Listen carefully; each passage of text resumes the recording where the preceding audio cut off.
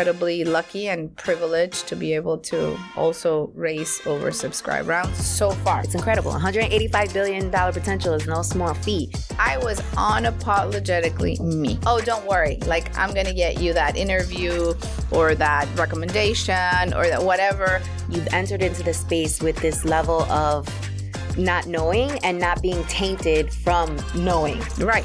I think it's better. Have served to your advantage. We're going to bring you some tamales to your house, and maybe you can tell us how we break into the business. You know, it's this, instead of saying, oh my God, I'm the only woman here, I'm the only Latina, I'm the only person of color. As I'm in my 50s, I'm excited with knowing that I have the power to open doors for others.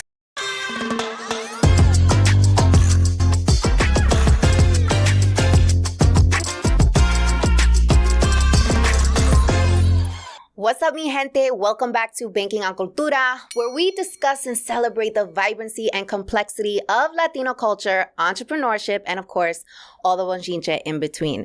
Now, today's guest has been on my vision board for quite some time. I've been wanting to meet this woman literally for years.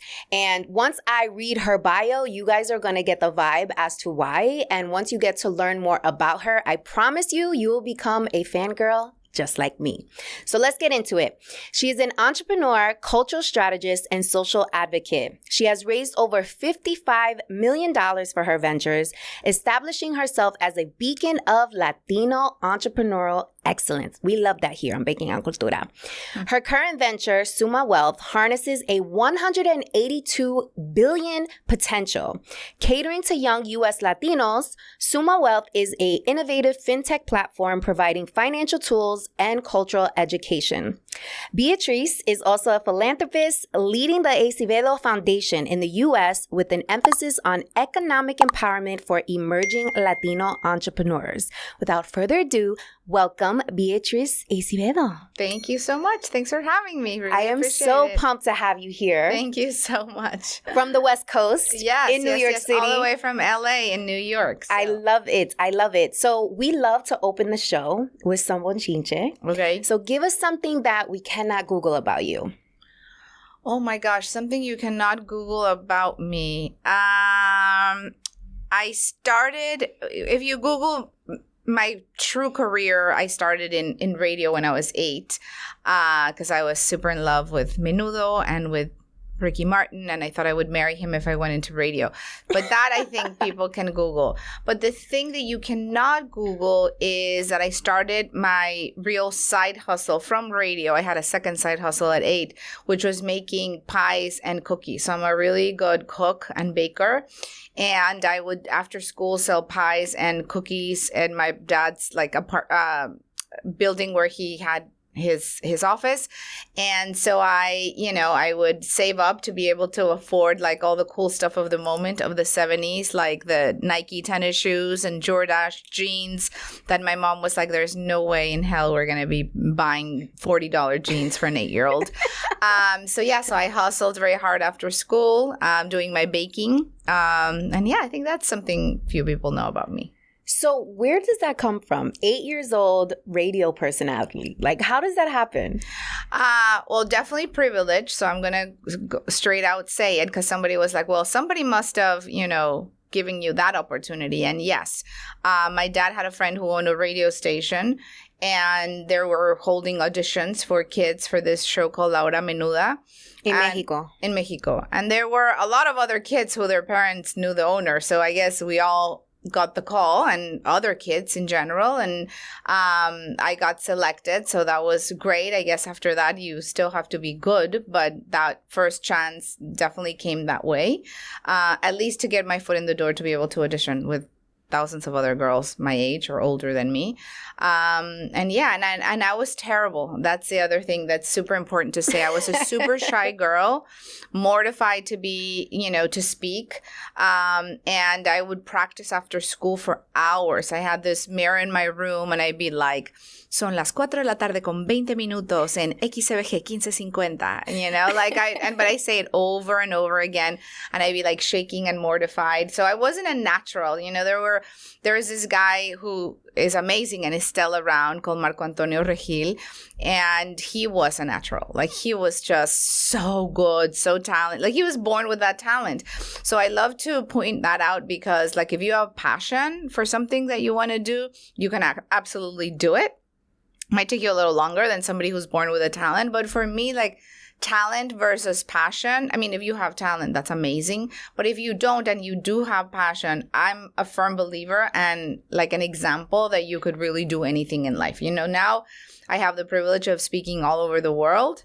And I could have never imagined that when I was a kid, when I was just like mortified to, you know, say the name of a song or the time on the radio.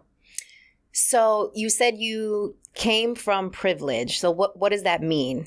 No, I mean, the privilege of my dad knowing the owner of the radio station. Should he not known him, I don't know. I mean, if I would have even known that these auditions were happening, that, you know, somebody makes a call. So there's always somebody who opens a door for you. And I think that that he got me the job. No, you know, I still had to audition and there were still hundreds of girls. So I still had to have something different than everybody else. But you have to be mindful. Yeah, you have to be mindful that, you know, if somebody opens a door for you, even for an opportunity, not so much for a job, you have to pay it back. So I'm very mindful of that, of sort of like, okay, you know, I had a dad who knew an owner of a radio station, and maybe there were more talented kids than I was, and they never knew that there was an audition happening and they just didn't get the opportunity. So for everything that I do, I'm mindful that I've been incredibly privileged throughout my career in many things, right? There's very few people that are able as entrepreneurs to raise capital. I'm definitely one of them. There's very few people that have won Emmys. I'm definitely one of them. Doesn't mean that, you know, I lay in my bed and do nothing for it. I mean, I've worked hard, but there's a lot of people who work hard and never get the opportunity. So for me, it's always like, how many doors can I open every single day? I'm very mindful of that, of like, you know, someone gave me different opportunities and I want to do the same for particularly other Latinas in my community. That's where like my heart, you know, it is definitely with Latinas, who I think are amazing. We're definitely going to dig into that part. But what I found really interesting about your story is how you've been able to build such a powerful personal brand. So Emmy Award winner, CNN contributor, essentially becoming the face of moving the Latino agenda forward. How did you build this brand? Did you get trained? Did people just practice? Like, how'd you do it?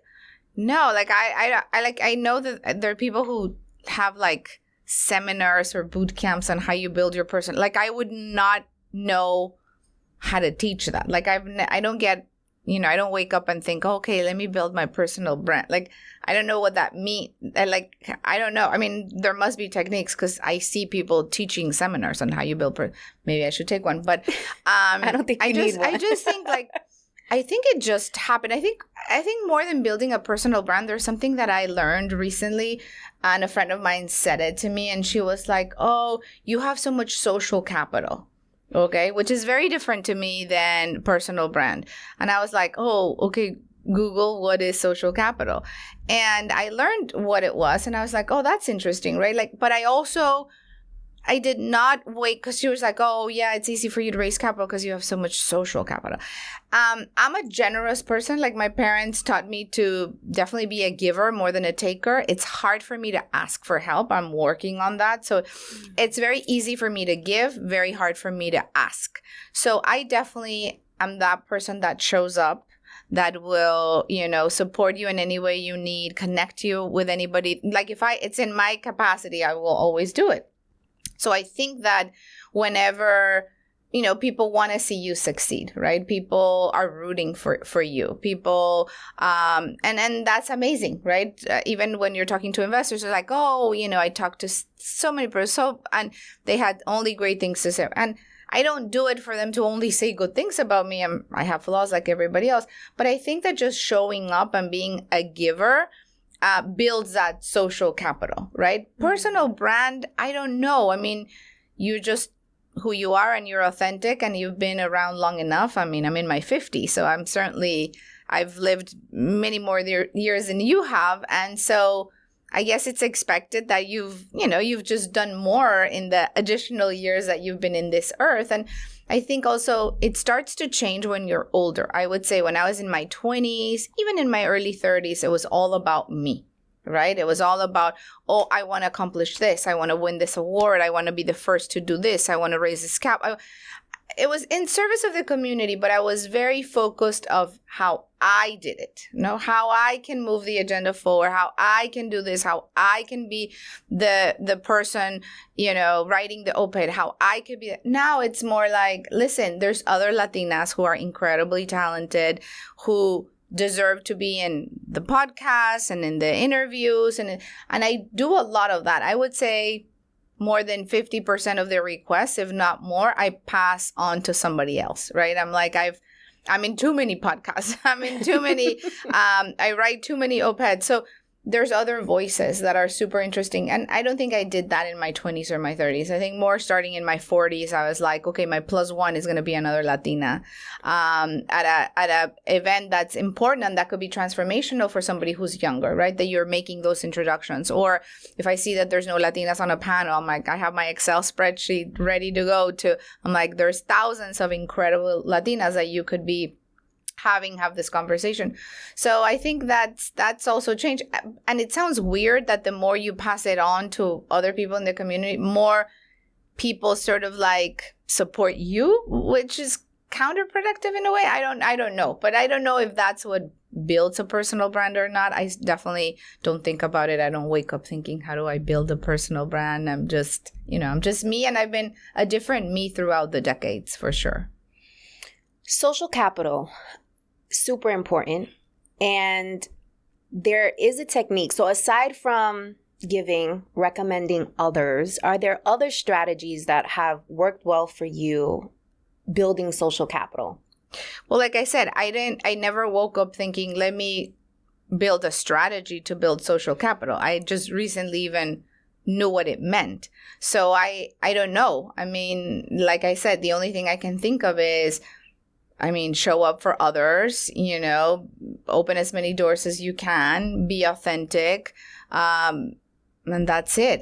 So let's hone in on the giving part. Like, give us examples. So you said you recommend other Latinas to be on panels when you can't make it or your bandwidth doesn't allow. What are other examples of how you're giving back? So, for example, boards is another place that I'm incredibly privileged to be a part of, which, whether it's boards, raising capital, doing keynotes, all these things, when you go and look like, okay, what's the percentage of Latinas that have that opportunity? It's always like 1%. Yeah. We never pass this ridiculous 1%. So, for example, I gave the example of the interviews. The boards are super, super important, right? And I want to make sure that Latinas are comfortable being on boards. So I usually request to have Latinas as board observers so that I can bring somebody, and I say this to boards that are, super, super important that I'm on. Can I bring an observer as part of something that I do to open doors for Latinas? I want them to know what is a board, what to expect. My first board, I had no idea what to do, what to expect, what to say, how long to speak. It was like horrible. And I just don't want that experience for other Latinas if I can do so board and training is one. Definitely passing on the mic whenever I can for anything that's media related.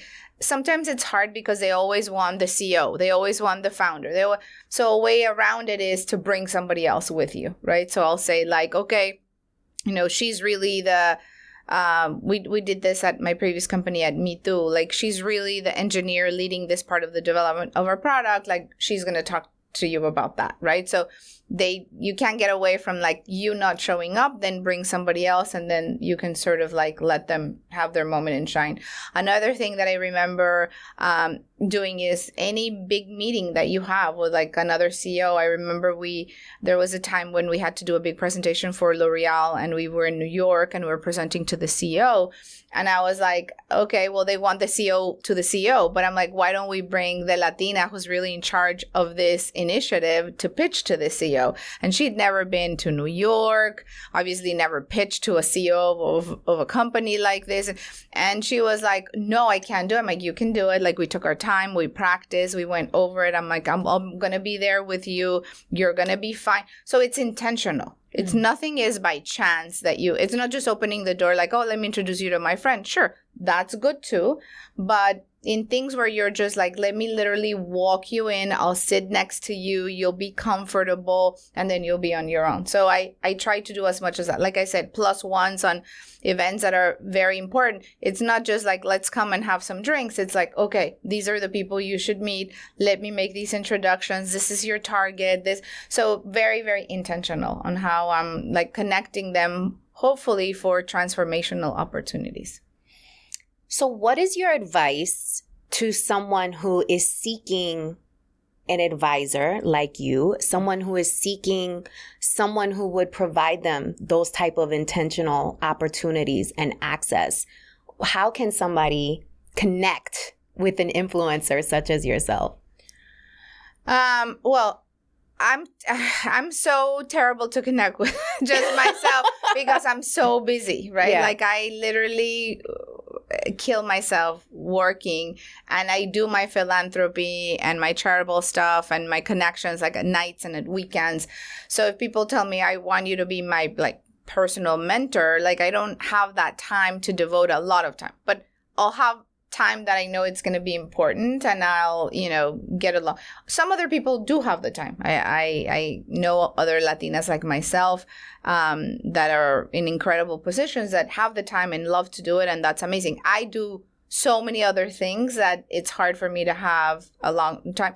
And I guess, just ask. Like, don't be, I've done mentorship for people who are like, listen, we met you at this conference, we're students, do you like tamales? We're going to bring you some tamales to your house, and maybe you can tell us how we break into the business, things like that. I mean, people get very creative and you can't resist it. But yeah, I think don't be shy to ask. I'm not a good example of that, like I said, because I'm like, yo puedo solita, like I could do it. But the older I get, I think that, I really want to learn, because it gives me a lot of joy to give, but it gives me a lot of anxiety to ask. Now, I do ask, but for others. Okay. So I use my social capital mostly to support. That's why I can always connect anybody, right? Because I'm like, oh, if I know so-and-so, oh, don't worry. Like, I'm going to get you that interview or that recommendation or that whatever, because I tend to use that social capital to connect others. And I guess that just builds it more, because like the universe just gives it back to you. I don't know how it works. So that I'm very comfortable with. But for myself, it gives me a lot of anxiety. So I don't, but I still will give the advice of like, definitely ask, ask and just be honest. Like, this is where I'm in my career. Like, it'd be incredible if I can have this sort of support from you, and start with little things. Like, can we grab a 15-minute call? And then, because sometimes people are like, can I have coffee with you? I'm like, oof. By the time I drive to the coffee, have the coffee, drive back to I'm like 3 hours. It's just a big, for the first time. So sometimes just start smaller and then build that relationship. I would think and then have, I end up saying like, oh, let me connect you with so-so. Let me send you this. It takes me a little while for people who know me, I'm like, give me a couple weeks and you'll get, I'll make the connections at 2 a.m. on a Saturday night, but I'll get there. Got it. So let's talk about raising millions. So as a woman, as a Latina, when has your credibility been tested, and how have you been able to use your Latinidad as a competitive advantage? Okay, so two very different answers. So I'm going to start with my Latinidad, okay? So I had never raised capital until my previous company, Me Too. And I've had other companies, but I bootstrapped them. But this was the first one that really needed a big amount of capital to really because we were the first ones doing anything for Latinos on digital. I mean, Facebook didn't even have video at the time. That's how early we were. And, early investors start to get paranoid of like, oh, somebody bigger is going to come behind us and just take your idea. So they want you to go. So that's where you sort of like need that capital to scale. So I had no idea what to do, what to expect. And it was a very, to this day, it's a big lesson. But the one thing that I did know was that I leaned very, very hard on my Latinidad. And I would venture capital is known for not being diverse at all, not gendered, not ethnically, nothing. So I would walk into these rooms, which were really like a sea of sameness, right? Like all the men looked identically the same. Same suit, same haircut. Identical. And I'd be so excited, right? Like, I don't think people are excited when they see that, but just, I don't know. I mean, it worked in my advantage. But I would walk in and I my thought process, instead of saying, oh my God, I'm the only woman here, I'm the only Latina, I'm the only person of color, I'm the only so-and-so, I had none of those thoughts. And I guess it also helped me that I was a recent immigrant. So I never heard the data that, we barely get 0.02% of the fund. I knew nothing. So for me, walking into the room, seeing the sea of sameness was like, yes. Like I was so excited. I'm like, I've got this, right? Like I have no competition here. Like I am like the one Latina that's like beyond passionate about what I'm doing and building. And like, I have so much to say in this room. And I did. So I walked in with like a lot of swagger, like white man swagger, pero Latina swagger. And I'd be like, Latinos are the, so, like all the stats that we hear. And these men were just like, oh my God, with my hands and my hoops and my red lipstick and my eyelashes. And like, I was unapologetically me, which I don't know. I mean, I read even like from a Harvard Business Review article, like, oh, no, if you use too much your hands and you're this and you don't get a promotion. I'm like, I have never done that. But also I haven't worked in corporate America since I'm 20 years old. So I don't know, maybe corporate America is different.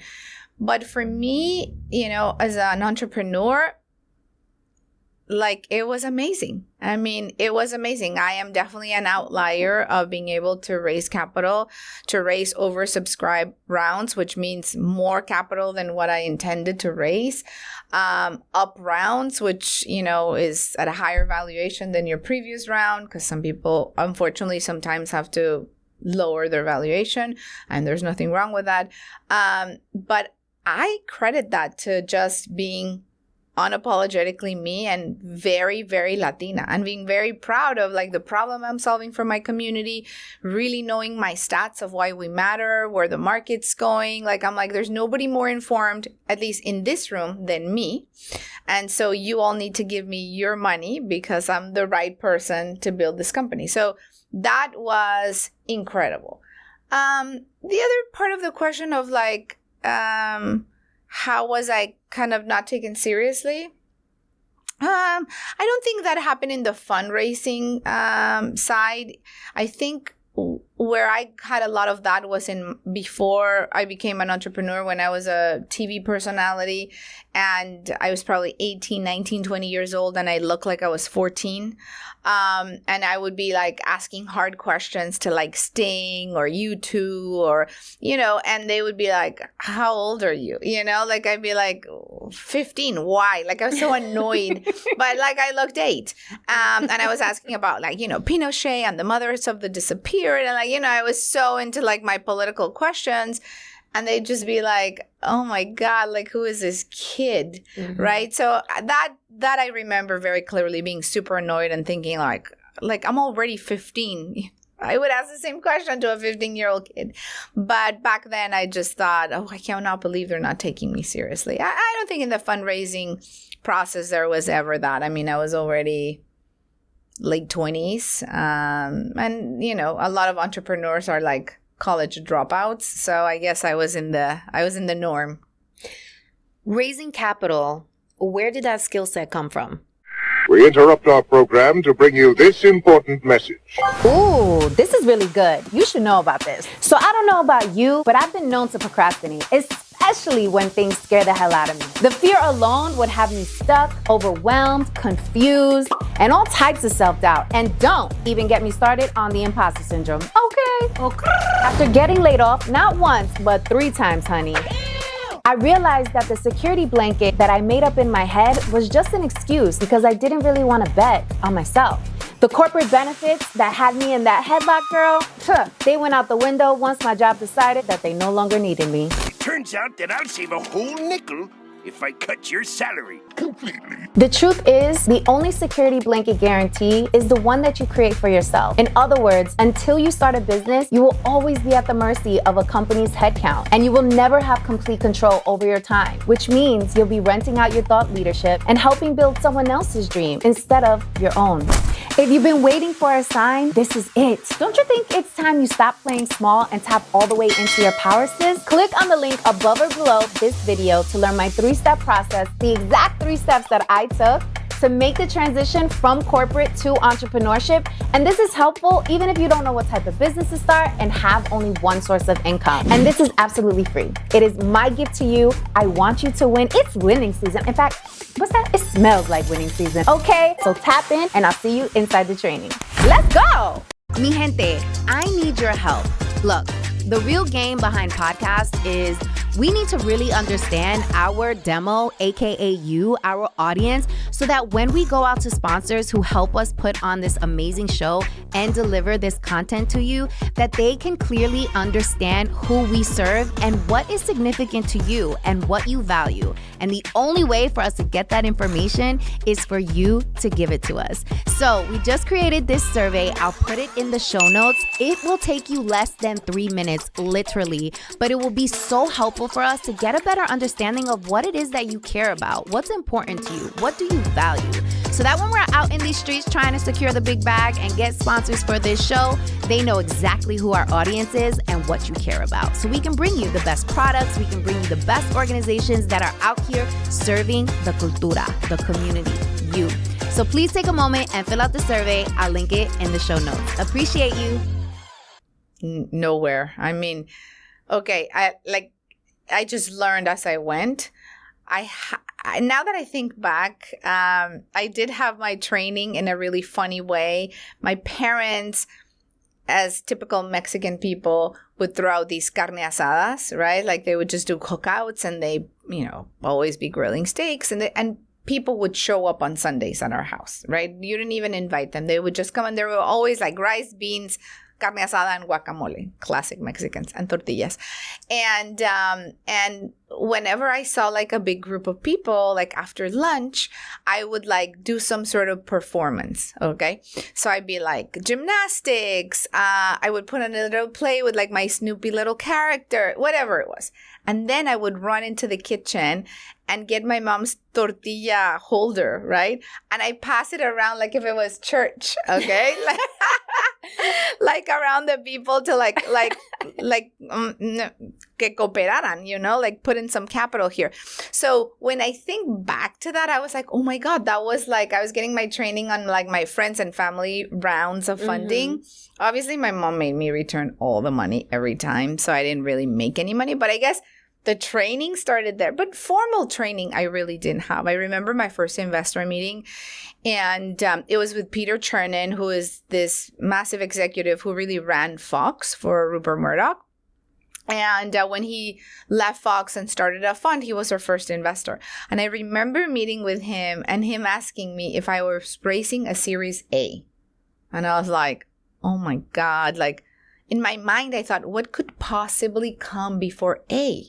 So I was like, yes. And of course I was not raising a Series A, right? Like I should have been like, no, we're raising a pre-seed round. But I had no idea. So What is the difference? What's the difference between pre-seed and Series A? It's a very big difference because what people measure you against as far as like, okay, if you're in a pre-seed or in a friends and family even earlier, they're betting on you and your idea. There's nothing more than an idea, okay? Who you are you the right person to solve this problem? Obviously, if you're doing friends and family, it's all on you. Ay, pues mi hija, I believe in her, I'm going to give her some money, or my niece or whatever. But if you're doing already like venture capital, not from friends and family, pre-seed is where you start.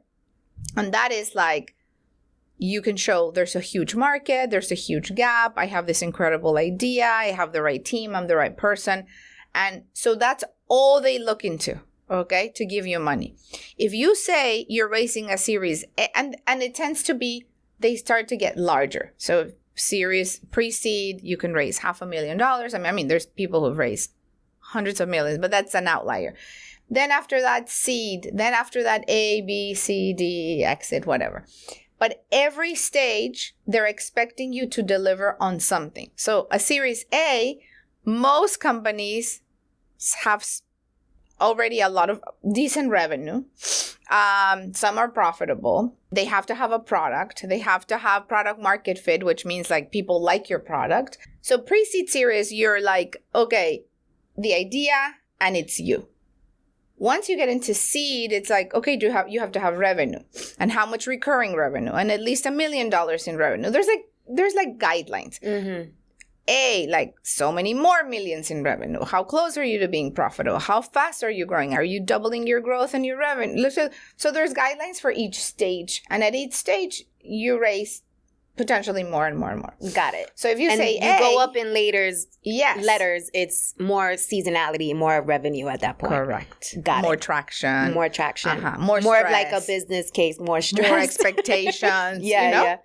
yeah. You're not playing games. Yes. You're not like, oh, yeah, she's great. I like her idea. It's like, okay, where's the revenue? Okay, where's the growth? Okay, where's the profitability? It gets, so saying A, when we were really pre-seed, was dumb, right? Because then now they're like, okay, so you got to deliver on all these metrics. So what happened? You told Peter, right? His name is Peter. You told him. You said, hey, yeah, of course. We're Series A. So what happened when the meeting went on? Yeah, he was like, great. And I didn't even know how much money we were raising. He was like, are you raising what? Like $5 million? I'm like, yeah, $5 million for a Series A. It's dumb. And then he was like, all right, I'll fund it. And we were like, oh, okay. And I was such an idiot not knowing that it's really hard to raise capital. So I was like, oh, let me go out and have some other meet, because that's my first meeting. And how'd you get that meeting? Because my husband and I used to be in entertainment, and my husband and I were co-founders of this. And by the way, happy anniversary, just 24 years, right? I saw that, or more than that? No, it's going to be 25 in August. So I'm getting close. I'm getting close to that. Congrats. Yeah, so we knew him from our entertainment days. Fox was exploring launching a cable channel that was just for Latinos, and we went in and took a meeting and presented a project. That never happened at Fox, but like we knew him. So we knew he had a fund. So we're like, oh, let's start with somebody that So there was know. a relationship already there. Yeah. Okay. So is it safe to say that you went into this first meeting, there was some social capital already established, so I assume there was some grace given. Yeah. But you walked into that meeting not really knowing what you were doing, but you had data and you knew your shit. Yeah, I knew what I was doing in the company. I just didn't know what I was doing, like what are the letters and what are, the guidelines of raising capital. But, I wasn't the fund manager that needed to know that. That's on them. But yeah, I had no clue. Yeah, definitely safe to say. Okay. It's interesting because a lot of the stories you've shared so far, you've entered into the space with this level of not knowing and not being tainted from knowing. Right. I think it's better. Have served to your advantage. I think it's better. I mean, this go around for this new company, for Suma, I was much more nervous because I knew that Latinas, women over 40, women with accents, like all that plays not in your favor. So I was like, oh God, I have check up every single one of them. It's going to be harder. It's going to be like, I went into with so much more anxiety versus before that. I was just like, oh my God, I've got this. There's nobody like me here. But so you got to keep yourself in check. That ignorance is bliss sometimes. Absolutely. Yes. So that's interesting. So that could possibly be a strategy. Like maybe don't get caught up. Well, I wouldn't say be ignorant. No, right. Not being ignorant, but if you're exposed to the data and you're aware of the statistics, don't allow that to make you feel less than. Or to prevent you. Or prevent you from going after it, right? Well, if you know the data, you definitely should not feel less than, because the data is in our favor. The data as far as like who we are as Latinos, okay? We're the biggest contributors to GDP growth, which is what really matters in a strong economy. It's us. We are the demo that keeps America young, like an aging country, like there's so many in Asia and in Europe, is terrible for that vibrant economy. We are the demo that sets America to not be so old and aging. So that we have in our favor. Workforce.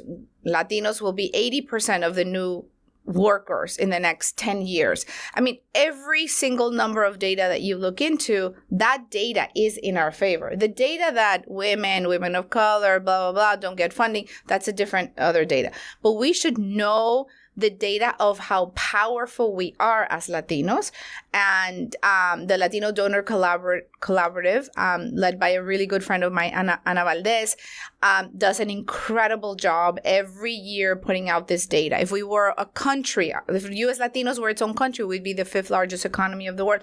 And a lot of people are like, oh, we're investing in Brazil and Mexico. And so, and I'm not saying to not do that, but like our GDP is stronger than any of all those countries combined, right? Like it's in your backyard. The opportunity is in your backyard, and it's called U.S. Latinos. And make no mistake, that is the biggest opportunity anybody has, and that is the biggest demo that any company needs to grow. So that data, amazing, know it, recite it, be very proud of it. The data that says, oh, but it's only 0.001%. It's okay to know it, but then know, well, if somebody did it, I could do it too, right? We could be 2% instead of 1%, adding myself there. But you start to wonder like, oh, it's going to be difficult. Oh, it's going to be this. But, you have to not play those mind games because that's just not serving. So let me ask you this, because I'm very aware of the data, our buying power, our purchasing power. We're buying the most online. We're tuning in the most online. Yet, it is still very difficult to get investment, to get the buy-in with all that data. So how have you been able to showcase the data in such a way where people are either it's creating buy-in or they're opening their checkbooks? I don't know how I do it versus another entrepreneur doing it. I really couldn't tell you, oh, I do this that's completely different. I mean, I'm passionate about the data. I don't know, maybe I scare them that like, if you don't do this, like you're going to fail. So everybody should do that. I don't know. I mean, I think that, for example, raising capital for Me Too made a lot of sense for me because I came from media and entertainment, and that was a digital media company. So I'm like, I've done this. I've won the most awards. I've, everything. Like, I am your girl to fund. So let me... Go ahead. But for this venture, which is finance, that is not my background. So I thought people are going to be like, what? Like, who are you to be coming to ask for capital to build a fintech company? So I don't know. Like, my answer would have been different before this company. But with this company, I was still incredibly lucky and privileged to be able to also raise oversubscribed rounds so far. There's no madera here, but you never know. It could be up today and down tomorrow. But as of now, No, it's incredible. $185 billion potential is no small feat. Let me rephrase the question. So the data is public. Yeah. It is known. We have advocates in the space, such as yourself, who are pounding the table, bringing the data to the attention of decision makers. But companies are still falling behind. They're not hiring us. They're not promoting us to executive roles. They're not investing in our projects. They're not putting us in front of the camera. So how are we able to make the connection? Like, the data's there. All the examples that you gave are more like on the, not hiring us, not promoting us, not being on the, whatever it is. Not like, investing in us también. Yeah, not investing. The other is like, you're like, okay, because they don't do that, I see the opportunity, so I'm going to build it, right? But then your question of like not investing in us. I think like, now there's more capital in hands of diverse fund managers and a lot of Latinos and a lot of Latinas, I have to say. So, when I raised my first round for Suma, it was primarily Latina investors, okay? I did not have to overly explain to them why we mattered. Right? They understood what it is to be a financial caregiver for older family members. They were financial caregivers for their parents, like I am. So to them, it was like, oh my God, this makes so much sense. This makes sense. So the more the more time that goes by where we're going to have people like us be in these positions of privilege, where whether it's to distribute capital, whether it's to hire you, whether it's to promote you to the C-suite, people like us at the top matter. I mean, that's the reality. Now, it's a question of time to get there, right? Yesterday, I was doing this conference and I had like the two most senior Latinos in two huge financial institutions, Morgan Stanley and Bank of America. A few years back, there wasn't a Latino president at Bank of America. There wasn't a Latina head of private wealth at Morgan Stanley, right? So that's going to start happening more and more and more. And then when you show up and you're like, you know, I want to do a partnership with you. This is who I am. This is who I serve. To them, it's like, we get you. It's personal. So things will get better by default. My thing is, how do I accelerate that, right? How do we push that forward faster? With inertia, it's going to happen. My kids will definitely benefit from 10 more years of them, whether being entrepreneurs or being in corporate America. And their kids will even benefit more, right? We will be the majority. We will be in the C-suite. We will be the CEOs. It just hasn't happened yet. But so my goal in this lifetime is to push that to get us there faster. The work that you do, huge responsibility. I know that crown is heavy to wear. You said you work all the time, high stress. In this era of soft life, where it's being marketed to us to like, cógelo suave, like calm down a little bit, anti-hustle center culture. yourself, right? Anti-hustle culture. And given your experience in the space and what you've been able to accomplish, the accolades, the rooms that you've been in, is it worth it? I think so. I mean, when I had young kids, I questioned myself many times, is it worth it? Without kids, I would say yes. So pre-kids, absolutely. I had nothing else to do but, you know, to build my career, give back. Live la vida so I loca. love it. Exactly.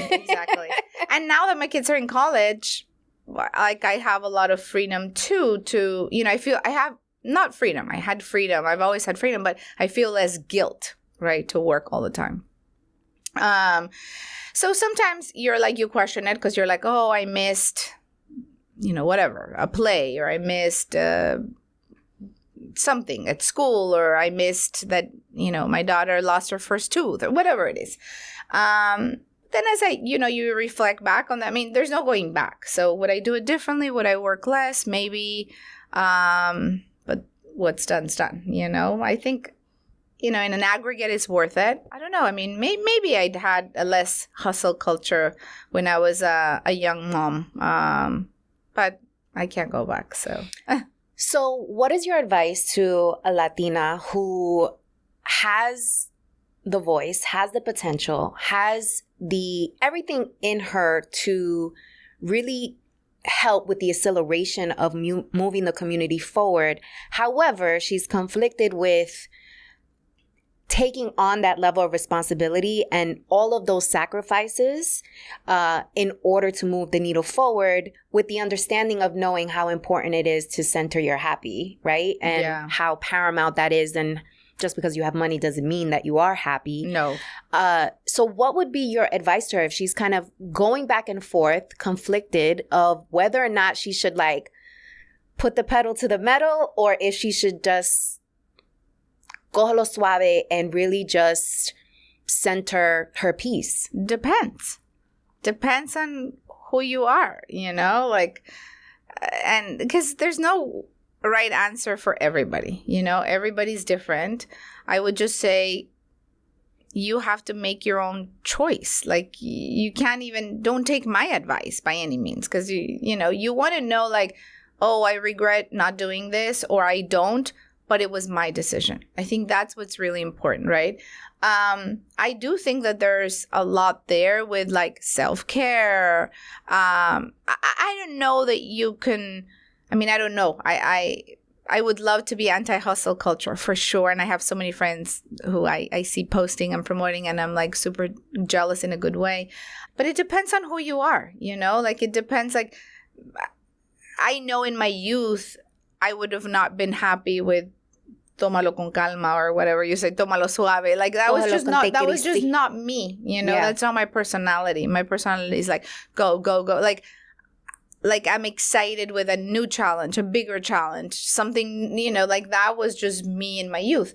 As I'm in my 50s, I'm excited with knowing that I have the power to open doors for others. So it also changes, right? Like I want to make sure that I can have weekends off. I want to make sure that I can sleep later in and not every day be, you know, when I was in my youth, like at 5 a.m. at the gym and doing this. And I'm not there yet anymore. But things that give me a lot of excitement and pride and keep me going are very different in my 50s and my 40s and my 30s and my 20s. So what's my advice? To really listen and, you know, to your gut. You know more than you think. Look for the signs of where you have to be. I used to have a coach that would say, like, is that a whole body yes? Right? And I'd be like, what is that?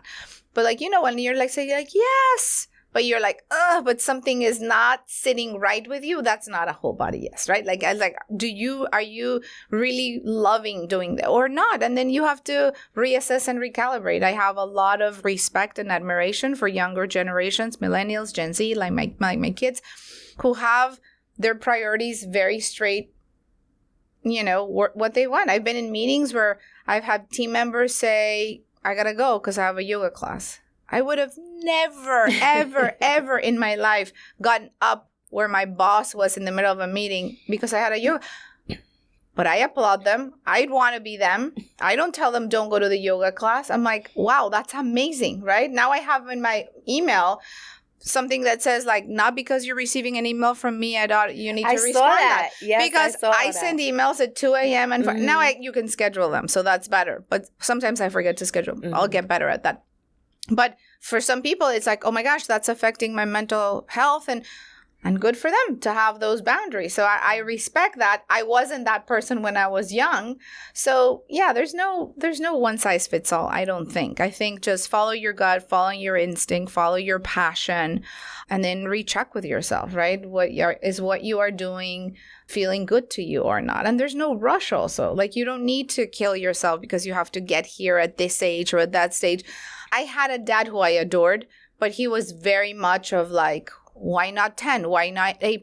Why not number 1? Why? Like, he wasn't a person who was like, it's okay if you're a B, you know, if you're average, that's good enough. It wasn't good enough. Perfection was good. And perfection doesn't exist, right? So you get to a point in your life when you're like, I have a child like that.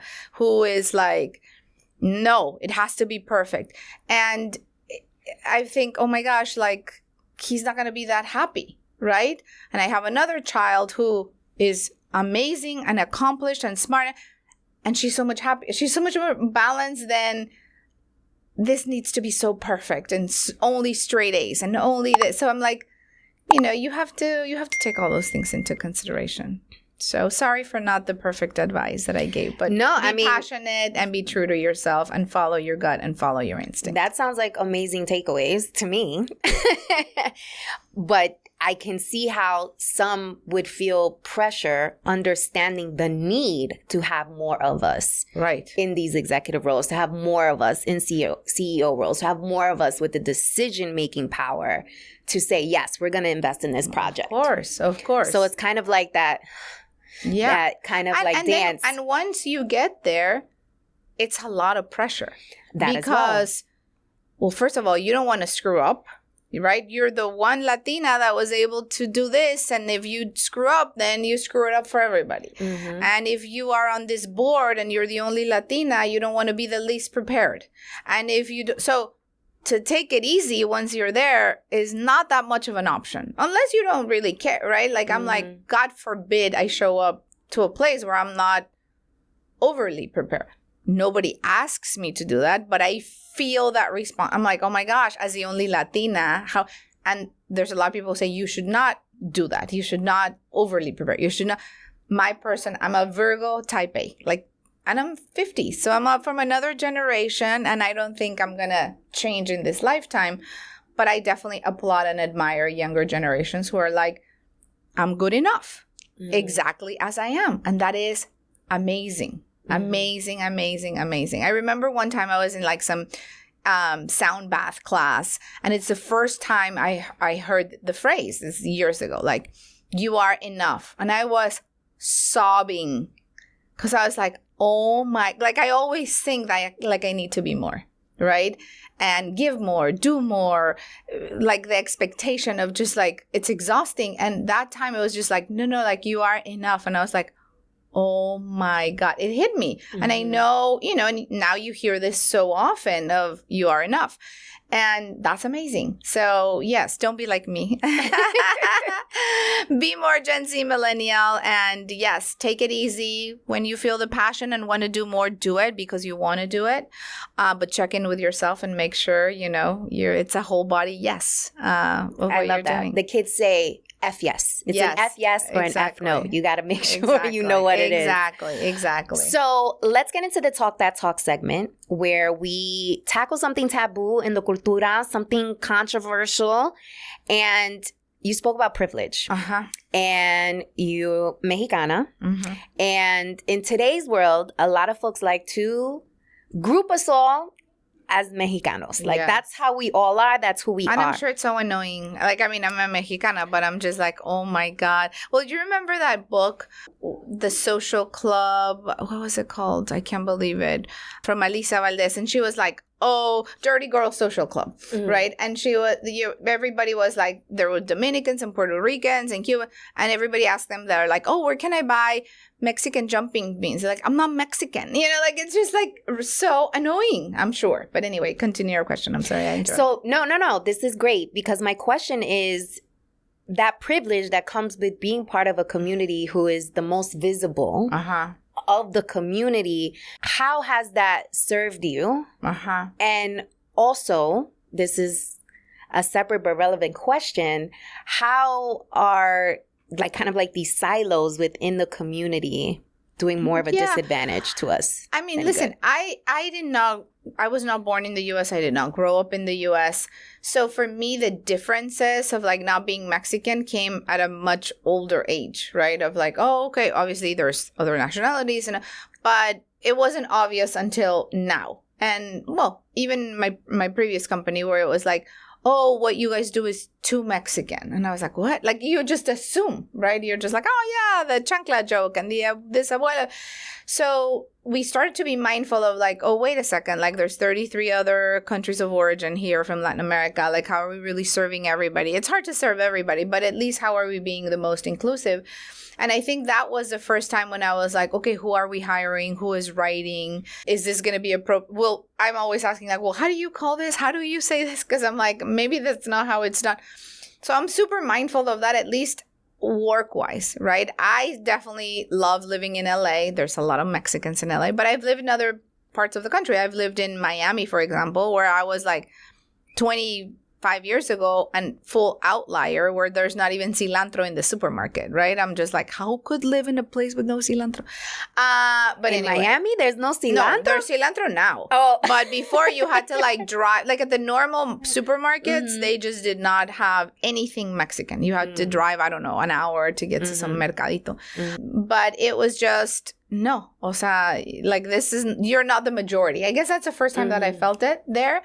And I think it was a good lesson to just know, okay, like we should be mindful that that's exactly how everybody else who's not Mexican feels when everything is our food, our music, music has been definitely not just Mexican. I mean, obviously between Colombia and Puerto Rico, that's been like the biggest crossover. Now we get some with Mexican music crossing over, and obviously we had it with Selena.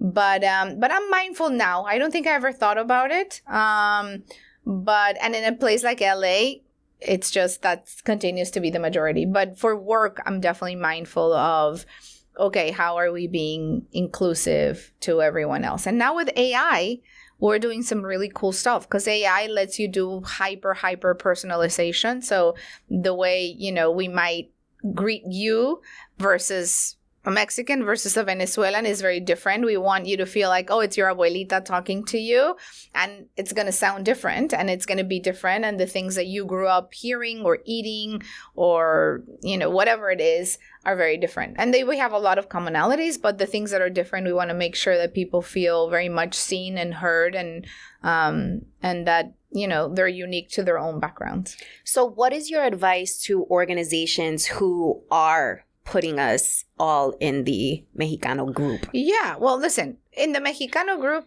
obviously there's other 32 countries of origin, so that's just dumb. Don't do that. And also, aside of that, it's like there's so many differences. Yesterday I was speaking about it.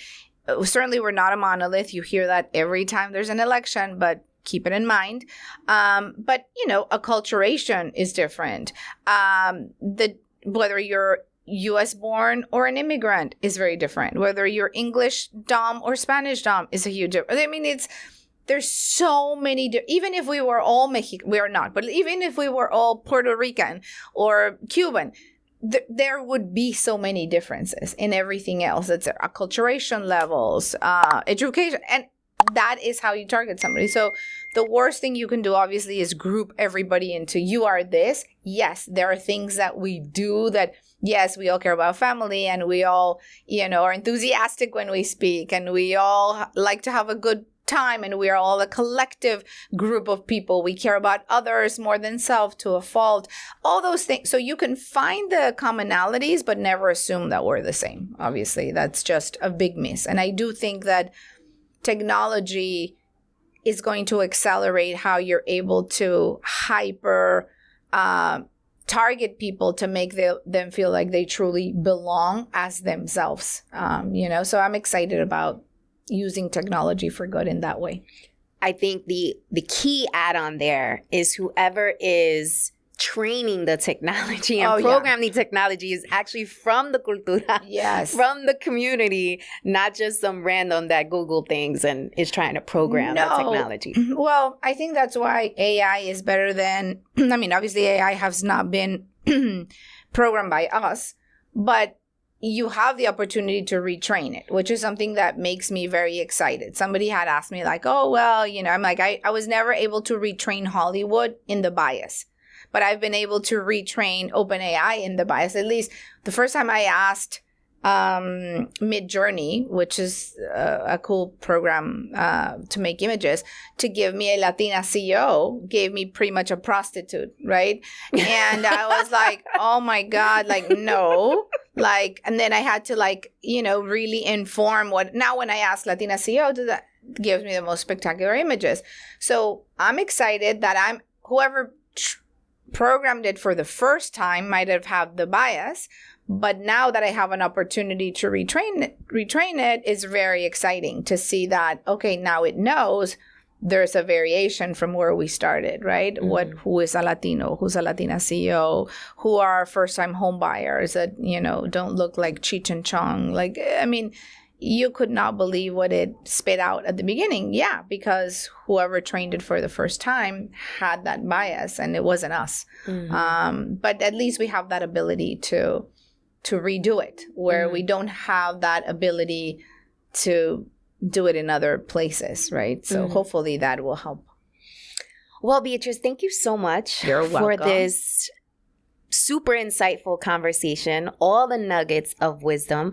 Please tell the people where they can find you, where they can learn more about Suma Wealth, how can they get involved? Yeah, so Suma Wealth is super easy, sumawealth.com.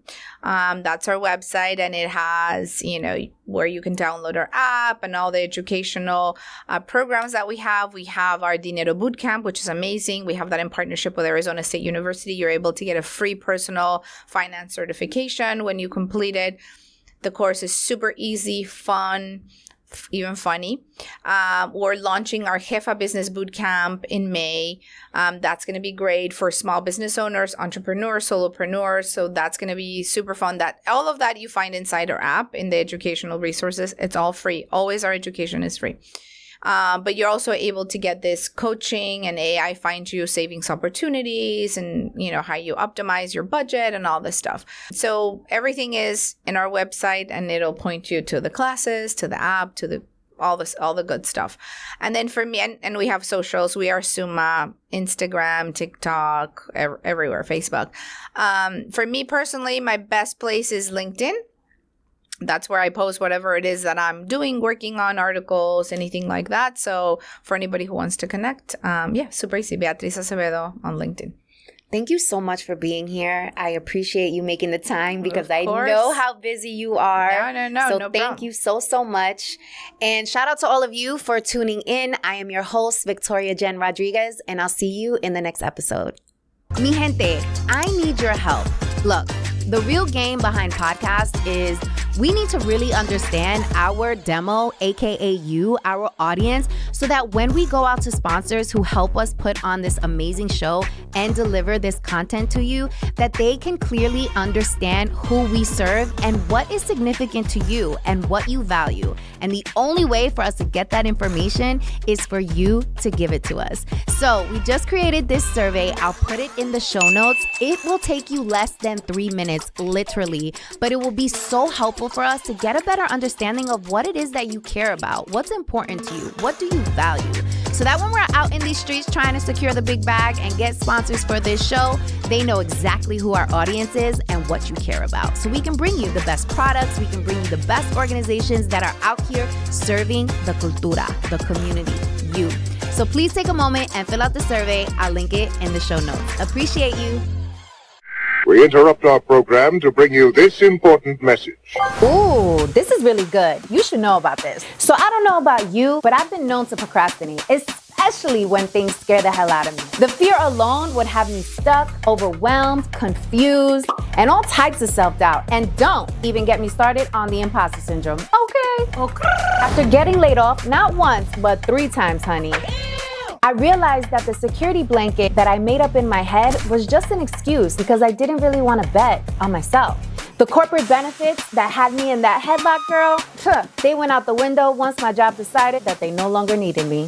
Turns out that I'll save a whole nickel if I cut your salary completely. The truth is, the only security blanket guarantee is the one that you create for yourself. In other words, until you start a business, you will always be at the mercy of a company's headcount, and you will never have complete control over your time, which means you'll be renting out your thought leadership and helping build someone else's dream instead of your own.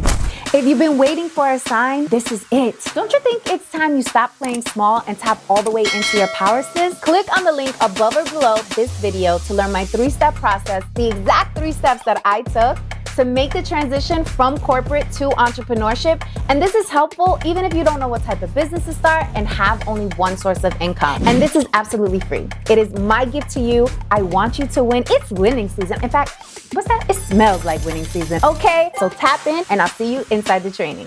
Let's go. Hey guys, if you enjoyed this video, I'm pretty sure you're gonna love the next one. So make sure to click right here and tap in to the next episode.